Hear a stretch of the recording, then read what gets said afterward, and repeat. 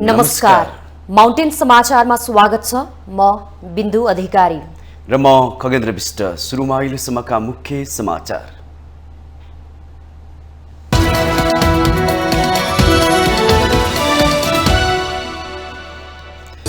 सत्ता गठबन्धनका उम्मेदवारलाई विजयी गराउन 5 दलको आह्वान। उपनिर्वाचनमा स्वतन्त्र उम्मेदवारी दिनेको डरको परिस्थिति फेरिको विश्लेषकहरूको भनाइ।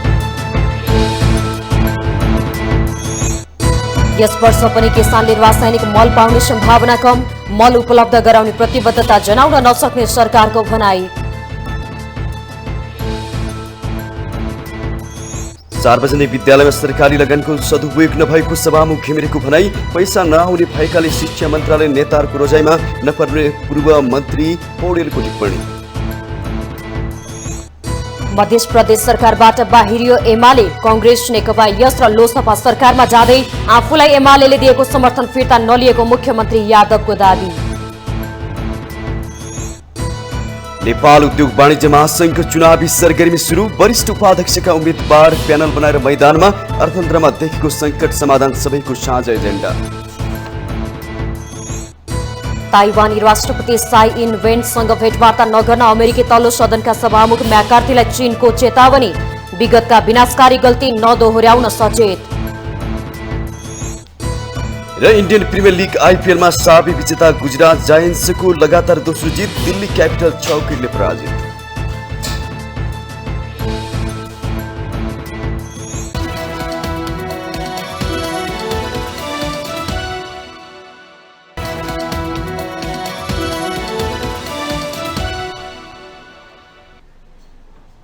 अब समाचार विस्तारमा। मंसिर 4 को निर्वाचनमा नाम चलेका व्यक्तिदेखि स्वतन्त्र उम्मेद्वारहरू चुनावी मैदानमा होमिए। राजनीतिमा गजबको आकर्षण देखियो। वैशाख 10 गते हुने उपनिर्वाचनका लागि उम्मेदवारी मनोनयन हुँदा पनि स्वतन्त्र उम्मेद्वारहरूको संख्या उल्लेख्य छ। अर्कोतर्फ चर्चित व्यक्तिहरू चुनावी मैदानमा छन्। यसले स्वतन्त्रदेखि चर्चित व्यक्तिहरूको राजनीतिमा आकर्षण कायमै रहेको देखाएको छ। एक रिपोर्ट।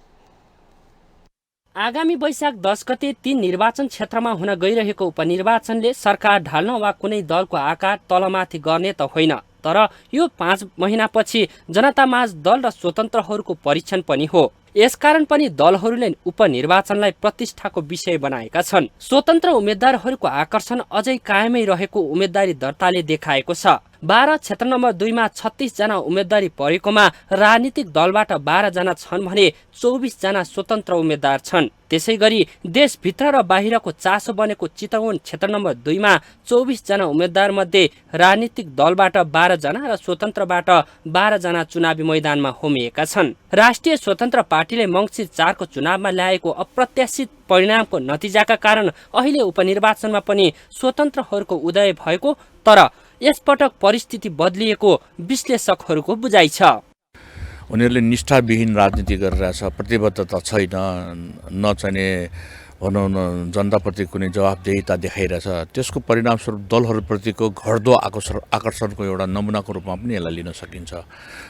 जति सङ्ख्यामा दलको उम्मेदवार छ त्योभन्दा बढी सङ्ख्यामा देखिनु भनेको दलहरूको जुन काम गतिविधि छ र साँठगाँठ जुन भइरहेछ, कुनै निकटता सैद्धान्तिक र वैचारिक निकटता बिना पनि जुन साँठगाँठ भइरहेछ, त्यसबाट जनताहरू चाहिँ नि यिनीहरूले काम गरे खाला र भन्ने एउटा शङ्काको उसमा लिइसकेको हुनाले त्यसको फाइदा चाहिँ नि स्वतन्त्र उम्मेदवारहरूले पाउन सकिन्छ कि भन्ने एउटा चाखे दाउ राखेको हो कि भन्ने जस्तो पनि देखिन्छ। रामचन्द्र पौडेल राष्ट्रपति भएपछि रिक्त तनहु 1 नम्बर क्षेत्रमा 9 जनाको उम्मेदवारी परेको छ, तर कांग्रेसका गोविन्द भट्टराई, एमालेका सर्वेन्द्र खनाल र राष्ट्रिय स्वतन्त्र पार्टीका स्वर्णिम वाग्ले बीच मुख्य प्रतिस्पर्धा हुने देखिएको छ।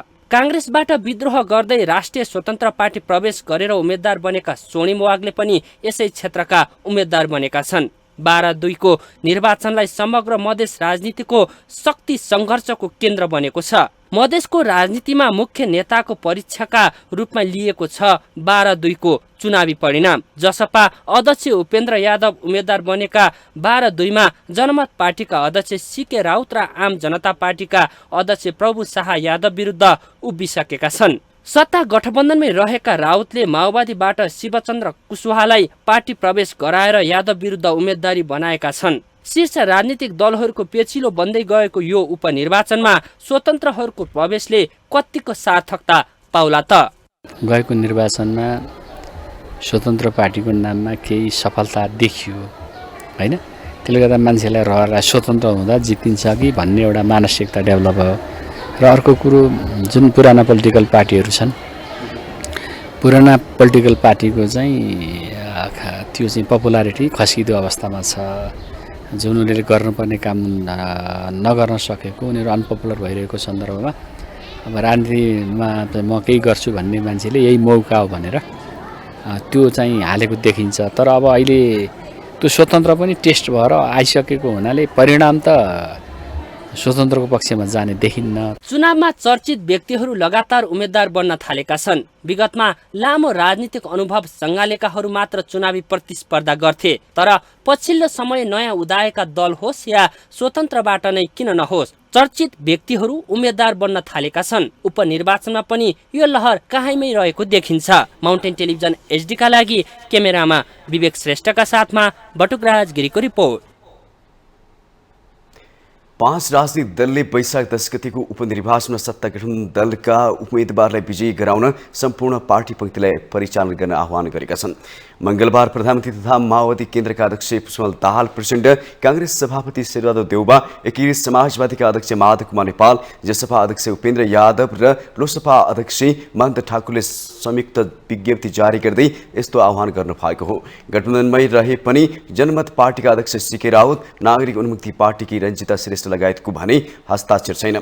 सत्ता गठबन्धनले उपनिर्वाचनका लागि गठबन्धन दलका तर्फबाट तनहुँ 1 मा नेपाली कांग्रेसका गोविन्द भट्टराई, चितवन 2 मा कांग्रेसकै जीत नारायण सुरेश र बारा 2 मा जनमत समाजवादी पार्टी जसपाका उपेन्द्र यादवलाई साझा उम्मेदवार बनाएको छ।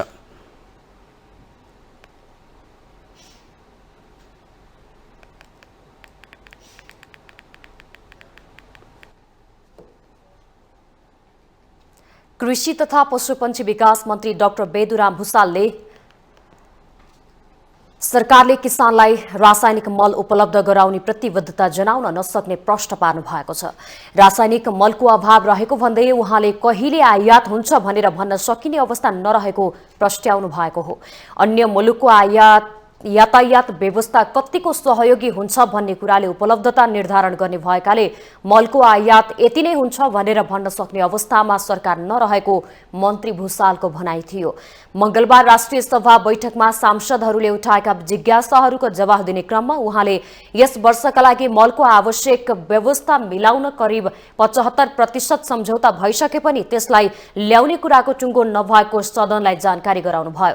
मन्त्री भुसालले रासायनिक मलको आवश्यकता व्यवस्था मिलाउन र कृषकलाई ऋण र अनुदान उपलब्ध गराउने कार्यमा दुरुपयोग हुन नदिने विषयमा लिखित सुझाव दिन पनि सांसदहरूलाई आग्रह गर्नुभयो।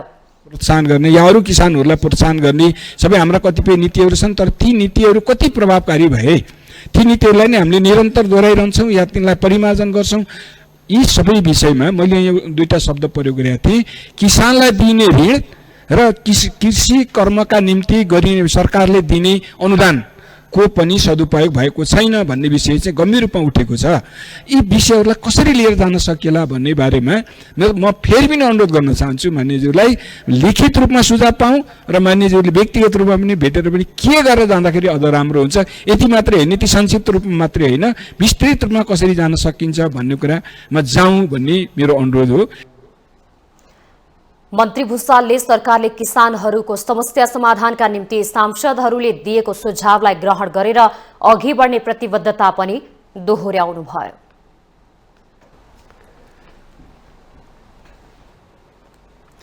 सभामुख देवराज घिमिरेले राज्यले गरेको लगानीको प्रतिफल आउने गरी सार्वजनिक विद्यालयको शैक्षिक स्तरमा सुधार गर्न आवश्यक रहेको बताउनु भएको छ। मंगलबार काठमाडौँमा भएको सामुदायिक विद्यालय व्यवस्थापन समितिहरूको प्रथम राष्ट्रिय सम्मेलनलाई सम्बोधन गर्दै उहाँले यस्तो बताउनु भएको हो। सभामुख घिमिरेले शिक्षालाई राज्यले प्राथमिकता दिए पनि लगानी अनुसारको नतिजा आउन नसकेको उल्लेख गर्नुभयो। सार्वजनिक विद्यालयमा सरकारले गरेको लगानीको सदुपयोग हुन नसकेको भन्दै उहाँले सरकारले गरेको लगानीको प्रतिफल नपाएको विषयमा छलफल हुन जरुरी रहेको बताउनुभयो। निजी विद्यालयमा विद्यार्थीको आकर्षण बढ्नु र सामुदायिक विद्यालयमा घट्नुको कारण पत्ता लगाई यथोचित सम्बोधन हुन जरुरी रहेको सभामुख घिमिरेको भनाइ थियो।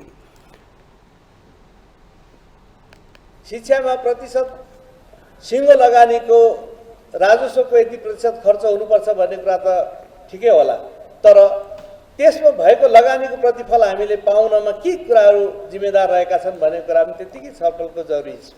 आज निजी क्षेत्रमा खोलिएका शिक्षाहरू त्यही खर्चमा वा त्योभन्दा कम खर्चमा गुणस्तरीय शिक्षा प्राप्त हुने गरेको छ। त्यहाँबाट उत्पादन भएका विद्यार्थीहरू अथवा विद्यार्थीको आकर्षण त्यहाँ बढेको छ, तर सामुदायिक विद्यालयहरूमा त्योभन्दा ठुलो खर्च भएर पनि आज त्यो गुणस्तरीय हुन सकिरहेको छैन। खास गरी राज्यको भूमिका यसमा के हुनुपर्छ?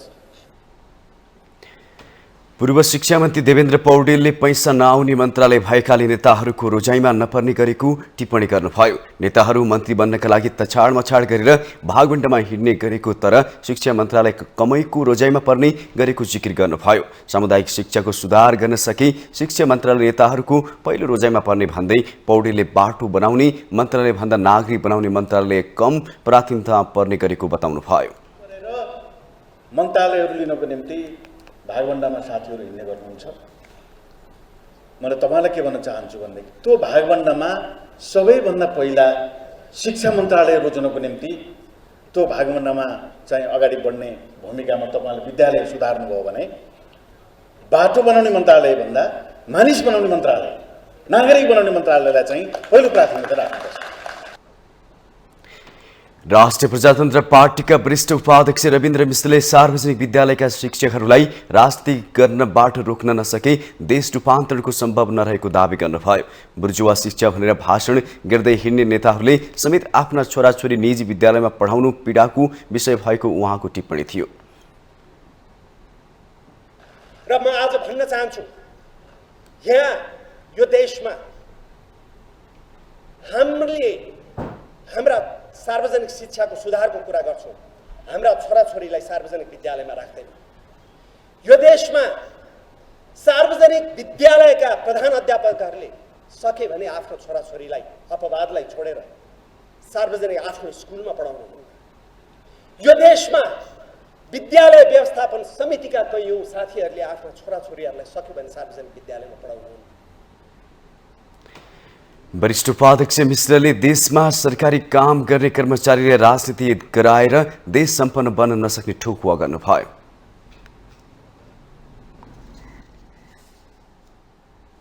पुष्पकमल दाहाल प्रचण्ड प्रधानमन्त्री भए लगतै चीनले सीमा नाकाहरू धमाधम दुईतर्फ खोल्न थालेको छ।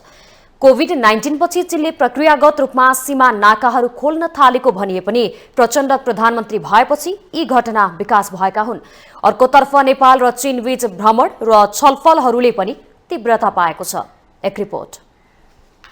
सी जिनपिङ पहिलो पटक चीनको राष्ट्रपति बनेपछि उनलाई भेट्ने पहिलो विदेशी नेता हुन् प्रचण्ड। पहिलो पटक आफू प्रधानमन्त्री हुँदा पनि प्रचण्डले पहिलो विदेश भ्रमण चीनलाई नै बनाएका थिए। यसबारे चासो बढेपछि उनले पहिलो विदेश भ्रमण भारत बनाउने गरिएकोमा आफूले क्रमभङ्ग गरेको अभिव्यक्ति दिएका थिए। यसबाट पनि प्रचण्ड र उनी नेतृत्वको नेकपा माओवादी केन्द्रको चीन र चिनिया कम्युनिस्ट पार्टीसँगको सम्बन्धको गहिराई थाहा हुन्छ।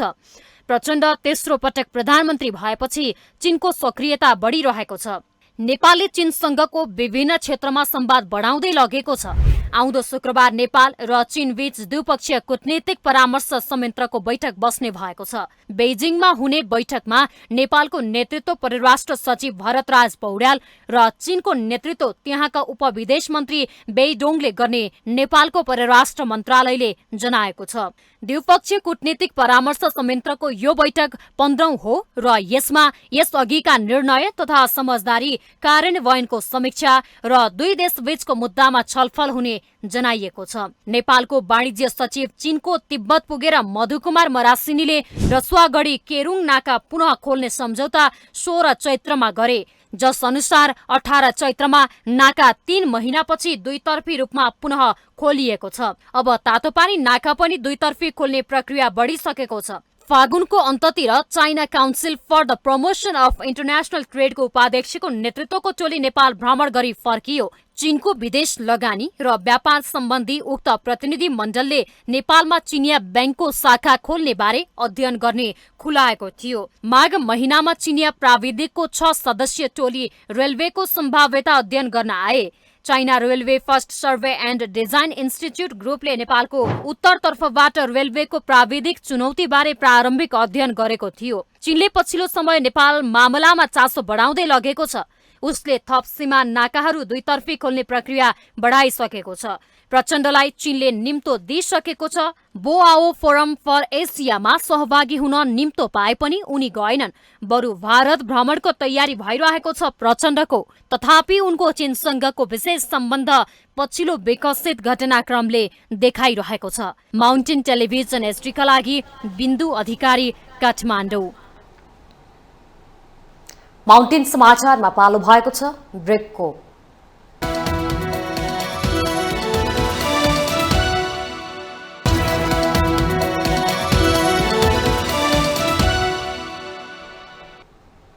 ब्रेकपछि स्वागत छ। अब बाँकी समाचार।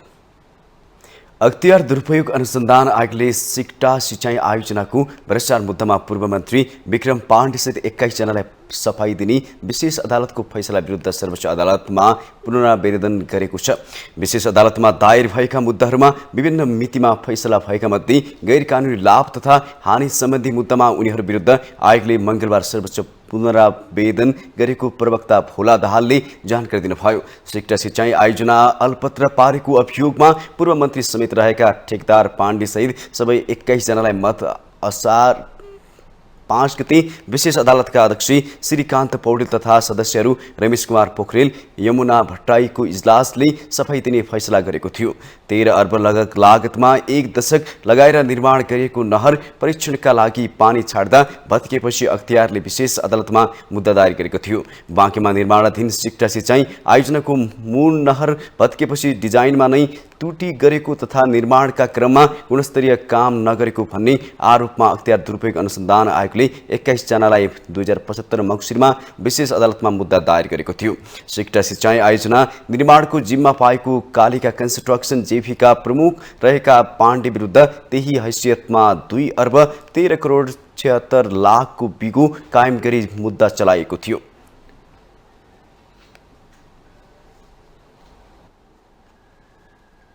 नेकपा एमाले मधेस प्रदेश सरकारबाट बाहिरिएको छ। एमालेबाट नियुक्त 4 मन्त्री तथा 1 राज्य मन्त्रीले मङ्गलबार मुख्यमन्त्री सरोज कुमार यादवलाई राजीनामा दिएका हुन्। मधेस प्रदेशमा एमालेबाट प्रदेशसभा मामिला तथा कानून मन्त्री राजकुमार लेखी, गृह तथा संचार शत्रुघ्न सिंह, महिला बालबालिका मौजैद आलम र गृह राज्यमन्त्री केशव राय रहेका थिए। संघमा गठबन्धन भत्किएको झण्डै 1.5 महिनापछि प्रदेश सरकारबाट एमाले बाहिरिएको हो। केन्द्रमा बनेको गठबन्धन अनुसार मध्य प्रदेशमा पनि नेपाली कांग्रेस, नेकपा एकीकृत समाजवादी र लोकतान्त्रिक समाजवादी पार्टीलाई सरकारमा सहभागी गराउने तयारी छ।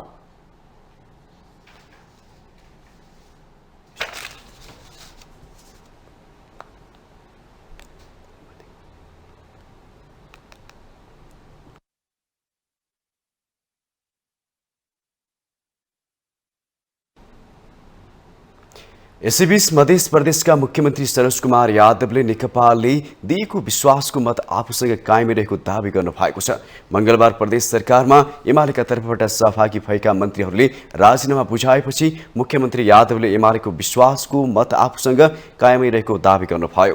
केन्द्रको गठबन्धन अनुरूप प्रदेशमा पनि गठबन्धन बनाउनु पर्ने भएकाले एमालेका मन्त्रीहरूलाई आफैले सहजीकरण गर्न आग्रह गरेको उहाँको भनाइ थियो। मुख्यमन्त्री यादवले जनमत पार्टी सरकारमा आउने कि नआउने भन्ने विषयमा हालसम्म कुनै निर्णय नभएको पनि स्पष्ट पार्नुभयो। उहाँले मध्य प्रदेश सरकारमा आगामी दिनमा पनि आफ्नै नेतृत्व हुने र सरकारमा नेपाली कांग्रेस, नेकपा एकीकृत समाजवादी र लोकसभा समावेश हुने उल्लेख गर्नुभयो। सबैले दिएको हैन, जस्तै कांग्रेसले पनि दिनुभएको थियो सरकारमा बस्नु भयो, उस्तै पनि अब राजीनामा त एमालेका साथीहरूले गर्नुभयो र विश्वासको मत मलाई नै दिइराख्नु भएछ अनि विश्वासको मत उहाँको मसँग रहि नै रहन्छ। अब आयो कुरा सरकारमा सामेल गराउने, सरकारमा सामेल अब नेपाली कांग्रेसले पनि सरकारमा सामेल हुन्छ, त्यसपछि हाम्रो माधव नेपालीको पार्टी पनि सरकारमा सामेल हुनुहुन्छ र लोकसभा पनि सरकारमा हुन्छ। नेता यादवले सरकारलाई दिएको समर्थनबारे पछि छलफल हुने बताउनुभयो।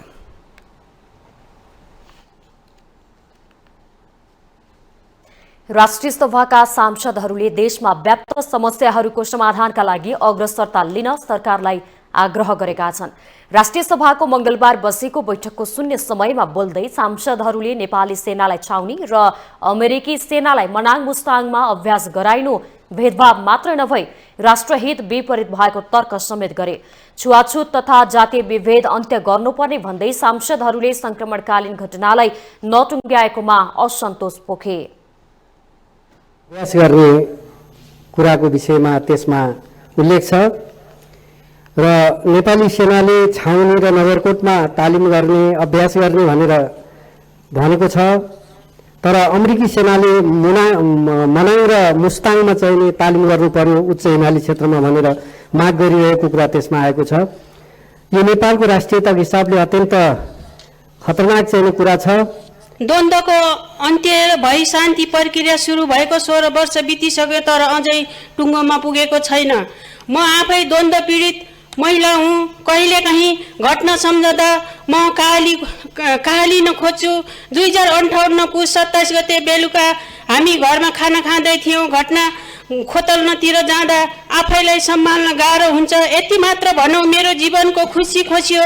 म एकल महिला जीवन जिउन बाध्य भए म जस्तै अरूलाई सम्झन्छु र चित्त बुझाउँछु। कास्कीको माछापुच्छ्रे गाउँपालिकामा भएको भोजमा भएको चाहिँ विवाद र जातीय विभेद, त्यस्तै गरेर यो सिराको भगवतीपुरको घटना र वीरगञ्जको महायज्ञको घटना, यी सबै घटनाहरू चाहिँ श्रृङ्खलाबद्ध घटना घटिरहेका छन् र अध्यक्ष मार्फत गृहमन्त्रीले कारबाहीको लागि ध्यान आकर्षण गराउँछु। धन्यवाद। ढिलै भए पनि बहराइन सरकारको प्रतिष्ठित ईसा अवार्डबाट माननीय सेवाका लागि सम्मानित हुनुभएकोमा नेत्र विशेषज्ञ डाक्टर सन्दुक रुइतलाई हार्दिक बधाई ज्ञापन गर्दछु। विश्व मानचित्रमा नेपाललाई योग्यता र सेवा भावनाबाट चिनाउनु भएकोमा डाक्टर रुइतमाथि हामी गर्व गर्दछौँ। यस अनुकरणीय कार्यका लागि डाक्टर रुइतप्रति आभार र धन्यवाद व्यक्त गर्न चाहन्छु। आँखाको लेन्स उत्पादन उद्योगलाई पर्याप्त आर्थिक सहयोग संयोजित तरिकाले घटाइएका केही घटनाबाट सामाजिक र धार्मिक सद्भावमा नकारात्मक प्रभाव पर्न गइरहेको हुँदा र संसारमा परिचित नेपालको विशेष पहिचानलाई समाप्त पार्न यस्ता दुष्प्रयासलाई गर्नेहरूलाई कानूनको दायरामा ल्याई उचित कारवाही गर्न म माग गर्दछु। शून्य समयमा उठाएका विषय सम्बोधन गर्न सरकारले चासो नदेखाएको भन्दै सांसदहरूले असन्तुष्टि पनि जनाएका थिए।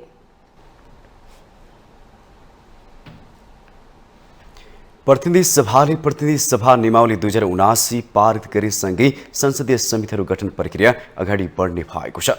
अब प्रतिनिधि सभाले 10 वटा विषयगत समिति पाउने भएको छ। नियमावलीका अनुसार प्रतिनिधि सभा अर्थ समिति, अन्तर्राष्ट्रिय सम्बन्ध र पर्यटन समिति, उद्योग तथा वाणिज्य र श्रम तथा उपभोक्ता हित समिति, कानून न्याय तथा मानव अधिकार समिति र कृषि सहकारी तथा प्राकृतिक स्रोत समिति गठन हुनेछन्। त्यसैगरी महिला तथा सामाजिक मामिला समिति, राज्य व्यवस्था तथा सुशासन समिति, पूर्वाधार विकास समिति, शिक्षा स्वास्थ्य तथा सूचना प्रविधि समिति र सार्वजनिक लेखा समिति पनि गठन हुनेछन्। समिति सदस्यहरूको मनोनयन संसदमा प्रतिनिधित्व गर्ने राजनीतिक दलको सदस्य संख्या महिला, दलित, आदिवासी, जनजाति, खस, आर्य, मधेसी, थारू, मुस्लिम, पिछाडिएको क्षेत्र, अल्पसंख्यक समुदाय समेतको समानुपातिक प्रतिनिधित्वको आधारमा सम्बन्धित संसदीय दलबाट कुन सदस्य कुन समितिमा रहने भन्ने विवरणका आधारमा गरिनेछ। समितिमा मनोनयन गर्दा सदनमा प्रतिनिधित्व गर्ने राजनीतिक दलको सदस्य संख्या महिला, दलित, आदिवासी, जनजाति, खस, आर्य, मधेसी, थारू, मुस्लिम, पिछडिएको क्षेत्र, अल्पसंख्यक समुदाय समेतको समानुपातिक प्रतिनिधित्वको आधारमा सम्बन्धित संसदीय दलबाट कुन माननीय सदस्य कुन समितिमा रहने भन्ने एक खालको विवरण प्राप्त हुन्छ। यो विवरण प्राप्त गर्नु अगाडि सचिवालयले पनि समिति गठनका लागि नामावली उपलब्ध गराइदिने भन्ने पत्राचार गर्छ। प्रवक्ता गिरीले प्रतिनिधि सभा नियमावलीले समितिमा महिला सांसदहरूको समानुपातिक प्रतिनिधित्व हुने कुरालाई सुनिश्चित गरेको बताउनुभयो। त्यस्तै विषय विज्ञलाई सम्बन्धित समितिमा राख्ने गरी दलहरूबाट विवरण प्राप्त हुने विश्वास उहाँले व्यक्त गर्नुभयो। अलिक बढाउने भन्ने थियो। जति महिला सांसदहरू उपस्थित हुनुहुन्छ यो समिति गठन गर्दा नै महिला सांसदको पनि समानुपातिक प्रतिनिधित्व हरेक समितिमा हुने सुनिश्चितता नियमले गरेको छ। सोही आधारमा नै सिफारिस सम्बन्धित दलबाट सिफारिस हुने भइ नै हाल्छ भने विषय विज्ञको कुराको सन्दर्भमा चाहिँ कस्तो हुन्छ भने अब जो सभाको सदस्य त्यो विषयमा रुचि राख्नुहुन्छ पक्कै पनि सोही समितिमा नै उहाँको विवरण आउला अथवा उहाँ पर्नुहोला भन्ने अपेक्षा त गरिएकै नै हुन्छ। समितिको कार्यक्षेत्रसँग स्वार्थ बाँझिने सदस्यलाई सम्बन्धित समितिमा मनोनयन नगरिने प्रतिनिधि सभा नियमावलीमा व्यवस्था गरिएको छ।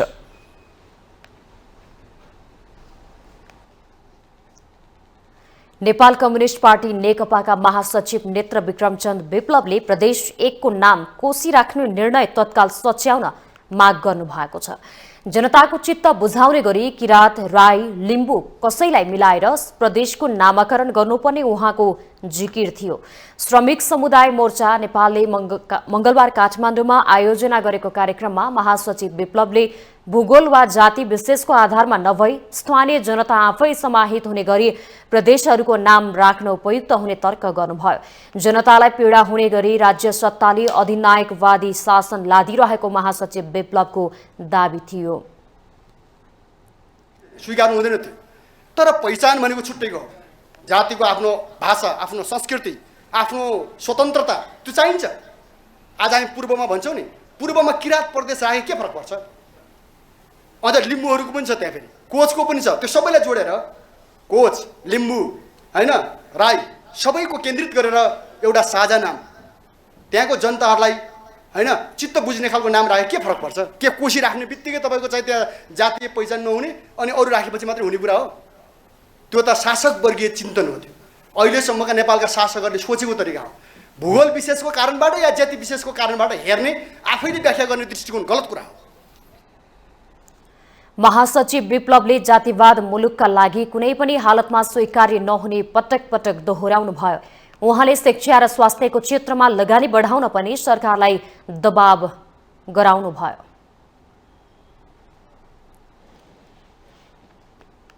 माउन्टेन समाचारमा पुनः पालो भएको छ ब्रेकको।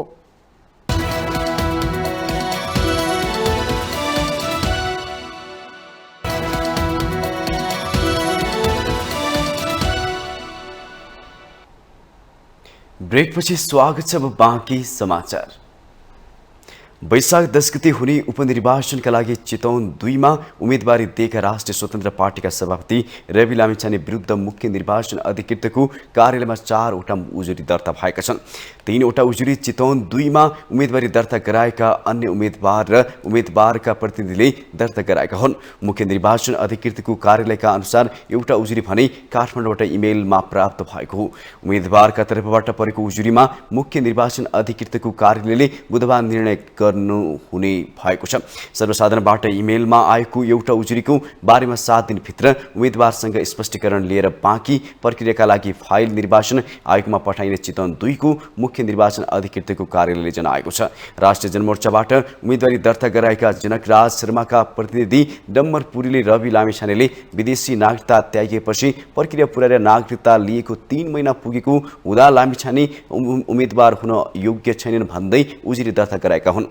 लामिछाने विरुद्ध दर्ता भएका अन्य उजुरीको विषय पनि यही रहेको मुख्य निर्वाचन अधिकृतको कार्यालयले जनाएको छ। स्वतन्त्र उम्मेदवार सन्तोष थापा र अर्का स्वतन्त्र उम्मेदवार अम्बिका भट्ट प्रतिनिधि शिवहरि सुवेदीले मुख्य निर्वाचन अधिकृतको कार्यालयमा उजुरी दर्ता गराएका हुन्। त्यसैगरी काठमाडौँबाट युवराज पौडेलले पनि इमेलबाट पठाएको उजुरी कार्यालयमा दर्ता भएको हो।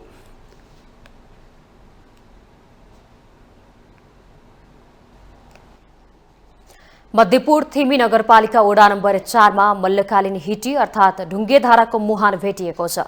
पार्टी जीर्ण भएपछि पुनर्निर्माणको क्रममा मल्लकालीन ऐतिहासिक ढुङ्गेधाराको मुहान फेला परेको हो। एक रिपोर्ट। पार्टीको पुनर्निर्माण गर्न जखन्दा काठको दुँडबाट पानी आइरहेको फेला परेको थियो मध्यपुर थिमीमा। माटोको टेराकोटा र पानी सङ्कलन गर्ने अटल जस्तो भाँडो भेटिएको थियो। ढुङ्गेधारा भेटिएपछि यसको संरक्षण गर्नुपर्ने आवाज उठेको छ। मध्यपुर थिमी नगरपालिकाका मेयर सुरेन्द्र श्रेष्ठ आफै निरीक्षणमा पुगेपछि हितीविज्ञ पद्मसुन्दर जोशी तथा वडा अध्यक्ष बालकृष्ण श्रेष्ठसँग जानकारी लिनुभएको थियो। एउटा पानीको स्रोत भेट्यो भन्ने कुरा आइसकेपछि हामीले पिएस दाइ जस्तो विज्ञहरूसँग हामी पुरातत्वसँग छलफल गरेर हामी छलफलको क्रममा छौँ। यो साँच्चीकै यो पानीको स्रोत हो, यो हितीफल्चा नै हो भने त्यसलाई चाहिँ अब हामीले डिजाइनै गरेर पनि तर अब नयाँ ढङ्गमा यो पुरातात्विक ढङ्गले चाहिँ बनाउनु पर्छ भनेर आज हामी छलफल गर्दैछौँ। र यसमा चाहिँ अब यो स्रोत अब हाम्रो यहाँ 90 वर्षको बाजेहरू सक्दाखेरि पहिला यहाँ धारा थियो भन्ने पनि कुरा छ। यो धारालाई पानी नआएपछि तल सार्यो भन्ने पनि कुरा छ।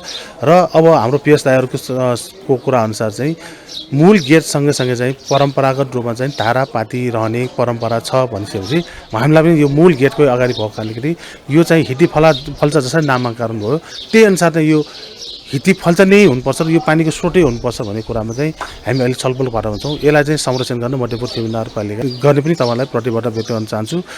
तत्कालीन समयमा नेवार समुदायको प्रत्येक बस्तीहरूको मूलद्वार नजिकै एउटा पाटी, ढुङ्गेधारा तथा इनार निर्माण गर्ने प्रचलन रहेको थियो। इनारको पानी त्यति सफा नभएकोले प्राय जसो धेरै ढुङ्गेधाराको पानी नै प्रयोग गर्ने प्रचलन रहेको छ। ढुङ्गेधाराको इतिहासलाई हेर्दा 1800 वर्ष पुरानो रहेको हितीविज्ञ पद्मसुन्दर जोशी बताउनुहुन्छ। राजा वृषदेवको पालामा स्वयम्भूमा हितीको निर्माण भएको उहाँको तर्क छ। यसको नाम नै स्थानीयहरूले चाहिँ हितीफल्चा भन्दो रहेछ। हितीफल्चा भन्ने बित्तिकै हिती भएको फल्चा हैन, हिती भएको पार्टी भन्ने अर्थ लाग्छ। त्यसैले यसको त आफ्नै हितीसँग त अन्योन्याश्रित सम्बन्ध त्यसले देखाइहाल्यो। तर यो चाहिँ अलिक पुरानो हुनुपर्छ भन्ने अन्दाज गर्ने एउटा आधार चाहिँ दिएको छ। यहाँ दुई खालको डुँडहरू भेटिएको छ। हिती डुँ भन्छौँ हामी, जहाँबाट पानी बगाएर हितीमा झारिन्छ। त्यसमध्ये एउटा चाहिँ यो टेराकोटाको माटोको पोलेको माटोको थियो भने अर्को चाहिँ काठको अहिले देख्न सकिन्छ। काठको हिती डुँहरू सामान्यतः लिच्छवी कालमा बनाउने गर्थ्यो। मध्यपुर थिमीको मूलद्वार नजिकै हितीफल्चा रहेको भनेर सुनिएको तर अहिलेसम्म कहाँ हो भनेर कसैलाई थाहा नभएको स्थानीयवासी तथा संस्कृत अध्येता प्रदीप श्रेष्ठ बताउनुहुन्छ। यो अहिले यो जुन पाती बनाउनको लागि हामीले यो जगहरू खन्ने क्रममा चाहिँ अहिले हामीले यहाँ देख्न सक्छौँ त्यो काठको डुँड एउटाबाट निस्किएको छ। एउटा चाहिँ उताबाट चाहिँ पानीको स्रोत जोग गरेको छ भने अर्को चाहिँ यताबाट चाहिँ त्यो माटोको टेराकोटाको चाहिँ डुँडहरू बनाएर चाहिँ यतासम्म ल्याएको चाहिँ हामीले त्यो पाएका छौँ। र यहाँ एउटा चाहिँ अठल जस्तै भन्नु त्यो पानी ठ्याक्क सङ्कलन गरेर त्यो पानी त्यहाँबाट बाहिर ल्याउनको लागि चाहिँ त्यो एउटा चाहिँ भाँडो राखेको भन्ने चाहिँ पायौँ। तर त्यो भाँडो चाहिँ अहिले मिसप्लेस भएको चाहिँ हामीले देखिरहेको छौँ। त्यो चाहिँ त्यसरी भएको हुनाले चाहिँ यसले चाहिँ यो ढुङ्गेधारा बहकी प्रमाणित चाहिँ गरेको छ। तर अहिले ऐतिहासिकता भेटिसकेपछि यो त्यो के उत्खननमा पुरातात्विक सामग्री भेटिसकेपछि अब यहाँ चाहिँ हामीले नगर प्रमुख उपप्रमुखसँग पनि हामीले छलफल गरिसकेका छौँ र विज्ञहरूसँग पनि छलफल गरेर चाहिँ यहाँ त्यो पहिलाको जुन ढुङ्गेधारा पातीभित्रको ढुङ्गेधारा थियो त्यही हिसाबमा चाहिँ बनाउने चाहिँ कुरा लघु भएको छ। अहिलेसम्म प्राप्त हितीफल्चामा हितीहरू पाटीको पछाडि वा अगाडि रहेको छ। तर यहाँ फेला परेको हिती पाटीभित्र नै रहेकोले यो अत्यन्तै ऐतिहासिक र दुर्लभ संरचना मानिएको छ। साह्रै नै हाम्रो ऐतिहासिक सम्पदालाई हामी संरक्षण गर्नुपर्छ भनेर लागि परेका हामी त्यो जुन अहिले पाटी जीर्णोद्धार तथा सुधार गर्ने क्रममा जग खन्दाखेरि पानीको मुहान भेटियो। अहिले जुन त्यसको प्राविधिकहरूलाई चाहिँ हामी ल्याएर त्यसलाई चाहिँ कसो गर्दाखेरि चाहिँ त्यसलाई चाहिँ व्यवस्थापन गर्न सक्छौँ भन्नेतिर हामी लागि परेका पनि छौँ। यो चाहिँ एउटा खुसीको कुरा पनि रह्यो। त्यसलाई चाहिँ व्यवस्थापन गर्नेतिर हामी चाहिँ नगरपालिकासँग हामी चाहिँ त्यसलाई चाहिँ छलफल गरेर चाहिँ हामी अगाडि बढ्नेछौँ। त एउटा कहीँ नभएको नाम रहन्छ यो हितीफल्चा भनेको, त्यही नाम रहने गरी चाहिँ हामी यसलाई चाहिँ व्यवस्थित गर्छौँ। हामी फल्चा हितीको बारेमा 2वटा शिलापत्र रहेको इतिहासविद धनबज्र बज्राचार्यको पुस्तकमा उल्लेख रहेको छ। त्यसमध्ये एउटा ब्रह्मननीमा रहेको छ भने अर्को बालकुमारी मन्दिर नजिकै फेला परेको उल्लेख गरिए तापनि अहिलेसम्म सो शिलालेख फेला परेको छैन। पुस्तकमा वासुदेव मन्दिर नजिकै भनेर पनि उल्लेख गरिएको छ। अहिले फेला परेको हिती पनि थिमीको मूलद्वारको उकालोमा नारायणको मन्दिर अगाडि नै रहेकोले यो ऐतिहासिक हितीफल्चा नै हो भनेर भन्न सकिने आधारहरू रहेको हितीविज्ञ जोशी तथा संस्कृत अध्येता श्रेष्ठको भनाइरहेकोले यस्तो लिच्छवीकालीन हितीफल्चालाई हितीफल्चाकै रूपमा निर्माण गरी इतिहासलाई जीवन्त पार्ने अवसर मध्यपुर थिमी नगरपालिकाको काँधमा आएको छ। माउन्टेन टेलिभिजन एचडी का लागि क्यामेरामा केशव श्रेष्ठका साथ विसन्तर साकेको रिपोर्ट। नेपाल स्वास्थ्य तथा जनसङ्ख्या वैज्ञानिकहरूको 9 राष्ट्रिय शिखर सम्मेलन हुने भएको छ। नेपाल स्वास्थ्य अनुसन्धान परिषदले यही चैत्र 28-29 गते काठमाडौँमा शिखर सम्मेलनको आयोजना गर्न लागेको जानकारी गराएको हो। सम्मेलनमा विश्व स्वास्थ्य संगठन सहितका स्वास्थ्य तथा जनसङ्ख्या क्षेत्रका वैज्ञानिक, विज्ञहरू र नीति निर्माताहरू सहभागी हुनेछन्। परिषदका सदस्य सचिव डाक्टर प्रदीप गेवालले जानकारी दिनुभयो।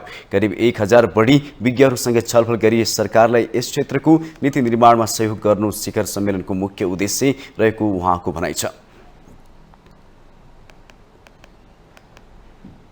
स्वास्थ्य अनुसन्धानबाट प्राप्त नतिजाहरूलाई, तथ्याङ्कहरूलाई सङ्कलन गरेर त्यसको इभिडेन्सेसहरू पत्ता लगाएर र त्यसलाई राज्यलाई पोलिसी लेभलमा सपोर्ट गर्नको लागि बनेको एडभाइजरी बडी हो। र त्यसको मुख्य उद्देश्य अनुसार अहिले काउन्सिलले दिने जुन सम्मेलन छ गर्ने र त्योबाट आएका चाहिँ तपाईँको जति विश्लेषण हामी गर्छौँ, पोलिसी लेभलका डायलगहरू गर्छौँ, अध्ययन अनुसारबाट प्राप्त तथ्यहरूलाई हामी चाहिँ जम्मा गर्छौँ र त्योबाट राज्यलाई पोलिसी सपोर्ट गर्ने मुख्य उद्देश्य रहेको छ। शिखर सम्मेलनमा 201 वटा प्रस्तुति रहेको छ। त्यसमध्ये उत्कृष्ट हुनेलाई अवार्डको समेत व्यवस्था गरिएको परिषदले जनाएको छ।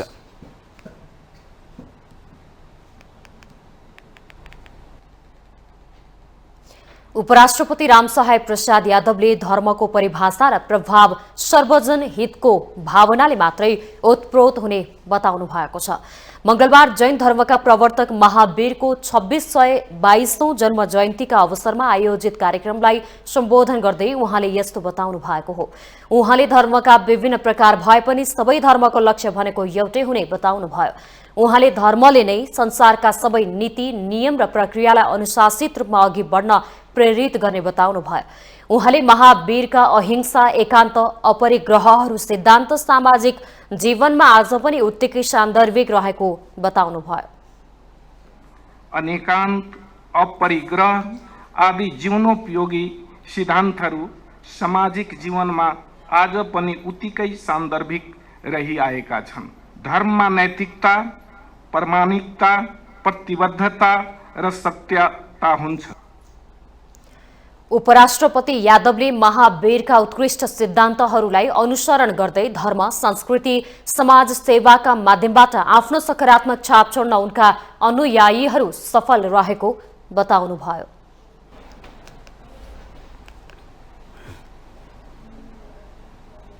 नेपाली कांग्रेसका नेता अर्जुन नरसिंह केसीले देश अराजकतातिर उन्मुख भइरहेको बताउनु भएको छ। मंगलबार लेखक रमेश प्रसाद गौतमको कीर्ति मेरो अतीत मेरो अनुभव लोकार्पण समारोहमा उहाँले यस्तो बताउनु भएको हो। नेता केसीले आर्थिक शैक्षिक ऋणको भारी र भ्रष्टाचार सबै किसिमबाट हेर्दा देश अराजकतातिर उन्मुख भइरहेको दावी गर्नुभयो। उहाँले अहिलेको अवस्थालाई नियन्त्रण र निगरानी राख्न गठबन्धनको सही कार्यदिशा नभए देश असफल हुने निश्चित रहेको उल्लेख गर्नुभयो। विद्यार्थीहरू युवा जगत बाहिर गइरहेछ।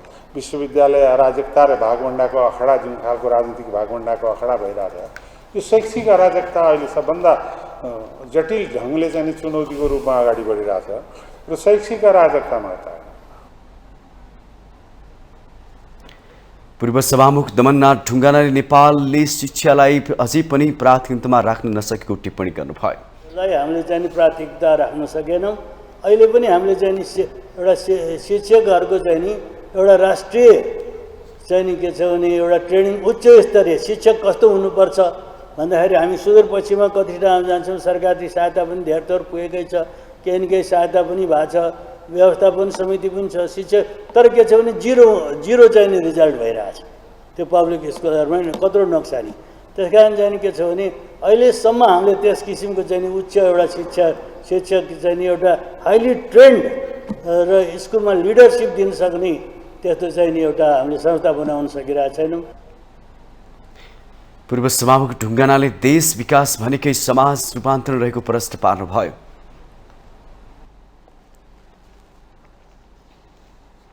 भारतमा रोजगार गरी नेपाल फर्कने नेपालीहरूलाई कोरोनाको संक्रमण देखिन थालेको छ। नेपाल भारत सीमा जमुना भन्सार नाका बाँकेबाट नेपाल प्रवेश गर्नेहरूको परीक्षण गर्दा संक्रमण भेटिएको छ। नेपाल फर्कनेहरूमा कोरोना संक्रमण बढेसँगै नाकामा परीक्षणको दायरा बढाइएको जमुना नाकाका हेल्थ डेस्क प्रमुख गीता गिरी शाहीले जानकारी दिनुभयो। उहाँले नेपाल फर्कने नेपालीहरूको दैनिक परीक्षणमा कोरोना संक्रमित देखा पर्न थालेसँगै परीक्षणको दायरा पनि बढाइएको बताउनुभयो। जमुना नाकाबाट दैनिक करिब 150 देखि 200 जनाको जाँच हुने गरेको भन्दै शाहीले चैत महिनामा मात्रै 30 जनामा कोरोना पोजिटिभ देखिएको बताउनुभयो। तानातानै हुन्छ भने नि भयो। अब होटल व्यवसायहरू हुनुहुन्छ, अटो रिक्साहरू छन् त्यहाँनिर, अनि उहाँहरूले पनि सही तरिकाले यहाँ जाँच गर्नुहोस् भनेर भन्नुहुन्न, अनि उहाँहरूको आफ्नै तरिकाले लिएर जान खोज्नुहुन्छ। अनि त्यसमा अब सुरक्षाले अलिकति सपोर्ट गरिदियो भने हुन्छ। हामी गएर त्यहाँ बोल्नु र सुरक्षाले बोल्नुमा धेरै फरक हुन्छ। उहाँहरूको बोलीको मान्य हुन्छ, हामीले बोलेपछि हामीलाई गन्ती हुँदैन। कोरोना पोजिटिभ देखिएकाहरूमा सामान्य लक्षण देखिएकाले उनीहरूलाई आइसोलेसनमा बस्ने सुझाव दिएर घर फर्काउने गरिएको छ।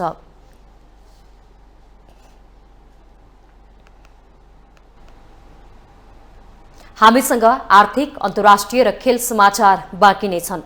माउन्टेन समाचारमा पालो भएको छ ब्रेकको।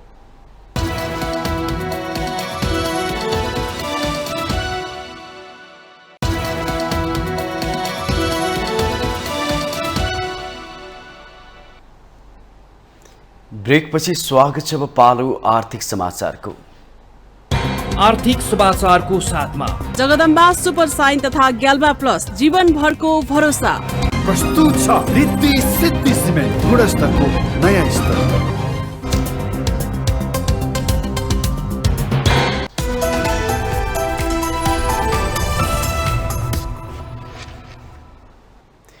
उद्योगी व्यवसायीलाई चुनाव लागेको छ।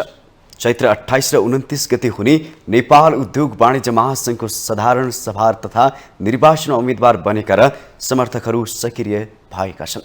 एक रिपोर्ट। उद्योगी व्यवसायीहरूले प्यानल बनाएर उम्मेदवारी दर्ता गरिसकेका छन्। निर्वाचन जित्नको लागि वरिष्ठ उपाध्यक्षका उम्मेद्वार टिम बनाएर मत तानातानमा व्यस्त छन्। महासंघको विधान अनुसार वरिष्ठ उपाध्यक्ष नै स्वत अध्यक्ष हुन्छन्। वर्तमान वरिष्ठ उपाध्यक्ष चन्द्र प्रसाद ढकाल आगामी अध्यक्ष बन्नुहुनेछ। अर्को कार्यकाल स्वत अध्यक्ष बन्ने भएकाले वरिष्ठ उपाध्यक्ष पदको लागि मुख्य 3 जना प्रतिस्पर्धीले आफ्नो टिम घोषणा गरेका छन्, जसमा अञ्जन श्रेष्ठ, उमेशलाल श्रेष्ठ र रामचन्द्र सङ्घाई छन्। जिल्ला नगर तर्फको उपाध्यक्ष, वस्तुगत तर्फको उपाध्यक्ष र एसोसिएट उपाध्यक्षका लागि समेत निर्वाचन हुँदैछ। तर भरत आचार्य भने उमेशलाल श्रेष्ठ र अञ्जन श्रेष्ठको सर्वसम्मत एसोसिएट उपाध्यक्षको उम्मेद्वार बन्नु भएको छ।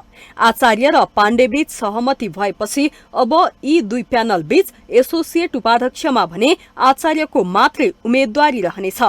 एसोसिएट उपाध्यक्षमा उमेशलाल श्रेष्ठ, टिमका भरत आचार्य र रामचन्द्र सङ्घाई, टिमकी एसोसिएट उपाध्यक्ष ज्योत्सना श्रेष्ठ बीच चुनावी प्रतिस्पर्धा हुनेछ।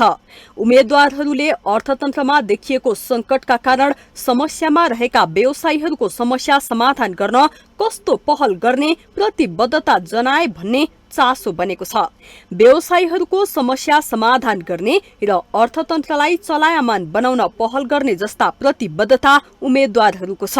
वरिष्ठ उपाध्यक्षका उम्मेद्वार रामचन्द्र सङ्घाईले समृद्धिको आधार, राजनीतिक स्थायित्व, लगानी मैत्री वातावरण र पूर्वाधार भन्ने मूल नारा सहित वरिष्ठ उपाध्यक्षको उम्मेद्वारी घोषणा गर्नु भएको छ। नेपाल उद्योग वाणिज्य महासंघलाई थप प्रविधि मैत्री बनाउने, उद्योगी व्यवसायको कामलाई सघाउन सहयोगी समूहको भूमिकालाई प्रभावकारी बनाउने, उद्योगी व्यवसायको गुनासो र समस्या बुझ्न तथा समाधानको पहलका लागि स्थापना भएको हेल्प डेस्क र हटलाइनलाई थप व्यवस्थित बनाउने, प्रदेश च्याप्टरहरूको भूमिका थप बढाउने, प्रदेश सचिवालयहरूलाई सुदृढ र सक्षम बनाउने।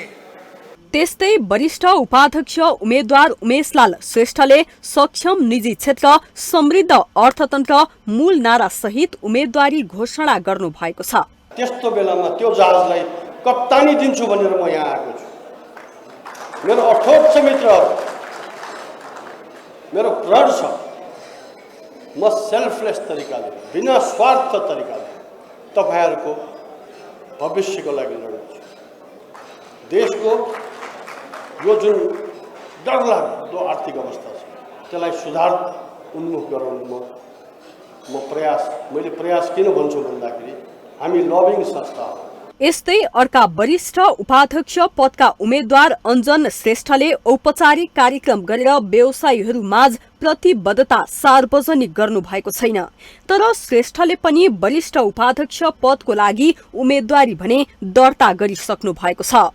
देशमा आर्थिक संकट बढिरहेको छ। उद्योग व्यवसाय निकै चुनौतीपूर्ण अवस्थामा छन्। यस्तो बेलामा उद्योगी व्यवसायको हक हितको ठोस योजना सहित अर्थतन्त्रको संकट टार्न भूमिका खेल्ने आशा अबको नेपाल उद्योग वाणिज्य महासंघको नेतृत्वले दिलाउन सक्नुपर्छ। माउन्टेन टेलिभिजन एचडी का लागि आर्थिक ब्यूरोको रिपोर्ट। अब अन्तर्राष्ट्रिय समाचार।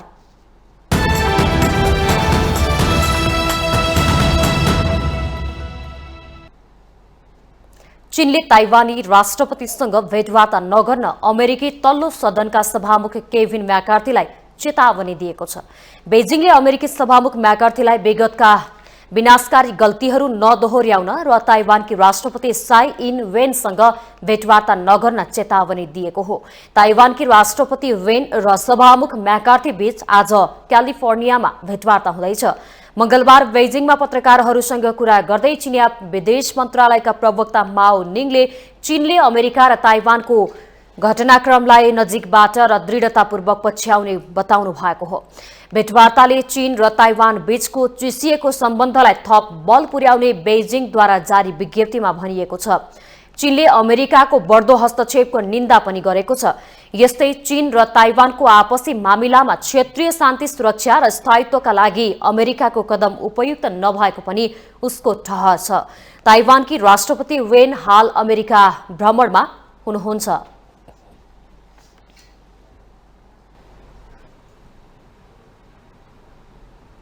अस्ट्रेलियाले पनि टिकटकमा प्रतिबन्ध लगाएको छ। संघीय सरकारका उपकरणमा चिनिया स्वामित्वको उक्त एप्लिकेसन प्रतिबन्ध लगाएको हो। देशका गुप्तचर सुरक्षा निकायको सुझावमा संघीय सरकारका उपकरणमा टिकटकमा प्रतिबन्ध लगाइएको महान्यायाधिवक्ता मार्क ड्रेफसले बताउनु भएको छ। साथै उहाँले उक्त प्रतिबन्ध यथाशीघ्र कार्यान्वयन हुने बताउनु भएको छ। यसअघि संयुक्त राज्य अमेरिका, क्यानाडा, संयुक्त अधिराज्य र न्युजिल्यान्डले उक्त एप्लिकेसनमाथि प्रतिबन्ध लगाइसकेका छन्। युरोपेली संसद, युरोपेली आयोग र 27 सदस्यीय युरोपेली संघका 3 प्रमुख संस्थाले पनि आफ्ना कर्मचारीका उपकरणमा टिकटक निषेध गरेका छन्। ती संस्थाले कर्मचारीलाई आफ्ना मोबाइल फोनबाट टिकटक हटाउन आग्रह गरेको छ। चिनिया प्राविधिक कम्पनीले टिकटकमा आबद्ध व्यक्तिका विवरण चीन सरकारलाई उपलब्ध नगर्ने जनाउँदै अमेरिकी प्रयोगकर्ताका विवरणलाई पनि चीनको पहुँच बाहिर राख्ने बताइएको छ।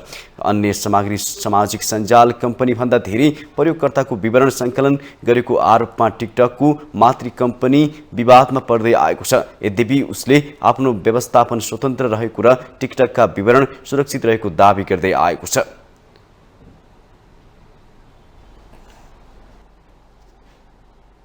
अब खेल समाचार।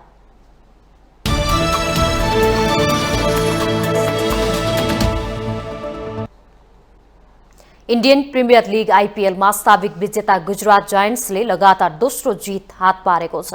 दिल्ली क्यापिटल्सलाई 6 विकेटले हराउँदै गुजरात जायन्ट्सले लगातार दोस्रो जित हात पार्दा दिल्लीले भने लगातार दोस्रो हार बेहोरेको हो। जितका लागि 163 रनको मध्यम विजयी लक्ष्य गुजरातले 18.1 ओभरमा 4 विकेट गुमाउँदै पूरा गर्यो। गुजरातको जितमा बायाँ साई सुदर्शनले 62, डेभिड मिलरले अभिजित 31 तथा रिद्धिमान शाह र शुभमन गिलले समान 14 रन बनाए। दिल्लीका एनरिच नोकियाले 2 विकेट लिए। त्यसअघि घरेलु मैदानमा पहिला ब्याटिङको निम्तो पाएको दिल्लीले निर्धारित 20 ओभरमा 8 विकेट गुमाउँदै 162 रन बनायो। दिल्लीका अक्षर पटेलले 36, कप्तान डेभिड वार्नरले 130, अभिषेक पौडेलले 20 र सरफराज खानले 30 रन बनाए। गुजरातका राशिद खान र मोहम्मद सामीले 3-3 तथा अल्जारी जोसेफले 2 विकेट लिए। आज राजस्थान र पंजाब बीच प्रतिस्पर्धा हुनेछ।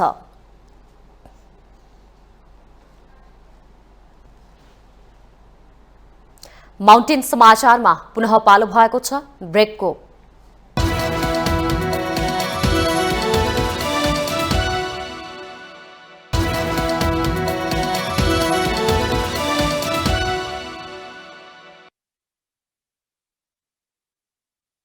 यो सँगै हामी माउन्टेन समाचारको अन्त्यमा आइपुगेका छौँ। जाँदा जाँदै मुख्य समाचार पुनः एकपटक।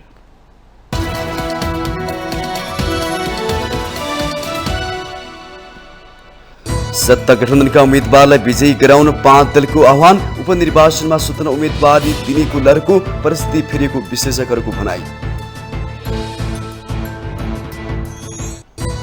यस वर्ष पनि किसानले रासायनिक मल पाउने सम्भावना कम। मल उपलब्ध गराउने प्रतिबद्धता जनाउन नसक्ने सरकारको भनाई।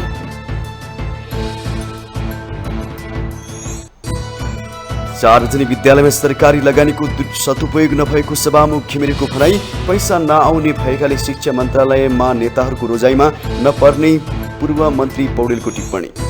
मध्य प्रदेश सरकारबाट बाहिरियो एमाले। कांग्रेस नेकपा यस र लोकसभा सरकारमा जाँदै आफूलाई एमालेले दिएको समर्थन फिर्ता नलिएको मुख्यमन्त्री यादवको दाबी। नेपाल उद्योग वाणिज्य महासंघको चुनावी सरगर्मी सुरु। वरिष्ठ उपाध्यक्षका उम्मेद्वार प्यानल बनाउने मैदानमा। अर्थतन्त्रमा देखिएको संकट समाधान सबैको साझा एजेन्डा। ताइवानी राष्ट्रपति साई इन वेनसँग भेटवार्ता नगर्न अमेरिकी तल्लो सदनका सभामुख म्याकर्थीलाई चीनको चेतावनी। विगतका विनाशकारी गल्ती नदोहोर्याउन सचेत। र इन्डियन प्रिमियर लिग आइपिएलमा साबी विजेता गुजरात जायन्ट्सको लगातार दोस्रो जित। दिल्ली क्यापिटल 6 विकेटले पराजित।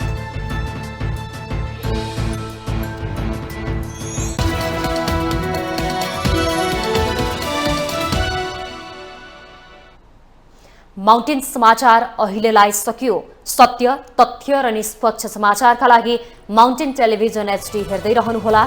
नमस्कार।